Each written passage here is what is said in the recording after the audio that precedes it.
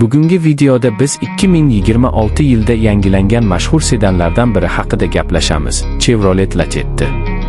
Bu avtomobil ko'p yillar davomida oddiyligi, ishonchliligi va arzon xizmat ko'rsatish xarajatlari bilan mashhur bo'lib kelgan. Endi esa 2026 yilgi versiyasi bilan u yana yangilangan ko'rinishda paydo bo'ldi.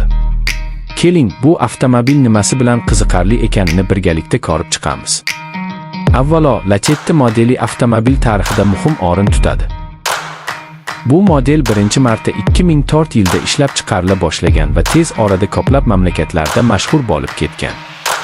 Ayniqsa O'zbekiston bozorida ham bu avtomobil juda ko'p uchraydi. Sababi uning oddiy konstruksiyasi, tejamkor dvigateli va qulay haydov tajribasi. 2026 yilgi yangi Lacetti tashqi dizayn jihatidan biroz zamonaviylashtirilgan.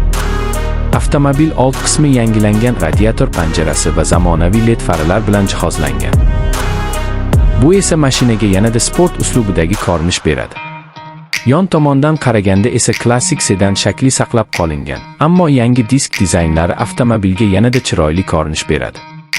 Salon qismiga o'tsak, bu yerda ham kichik o'zgarishlar bor. Ichki dizayn oddiy va qulay bo'lib qolgan, ammo materiallar sifati biroz yaxshilangan. Markaziy panelda sensorli ekran joylashgan bo'lib, u multimedia tizimini boshqarish uchun xizmat qiladi. Bluetooth, USB va smartfon ulanish imkoniyatlari ham mavjud. Bu esa haydovchilar uchun qulaylik yaratadi. Endi dvigatel va texnik ko'rsatkichlar haqida gaplashamiz. 2026 yilgi Lacetti odatda 1.6 litrli benzin dvigateli bilan taqdim etiladi. Bu dvigatel taxminan 106 ot kuchiga ega bo'lib, kundalik foydalanish uchun yetarli quvvat beradi. Mashina 5 pogonali mexanik yoki avtomatik uzatmalar qutisi bilan taklif qilinadi. Yoqilgi sarfi ham nisbatan tejamkor, o'rtacha 7-8 litr atrofida. Haydash tajribasi ham ancha qulay.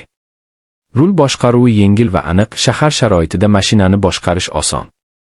Osma tizimi esa yo'ldagi notekisliklarni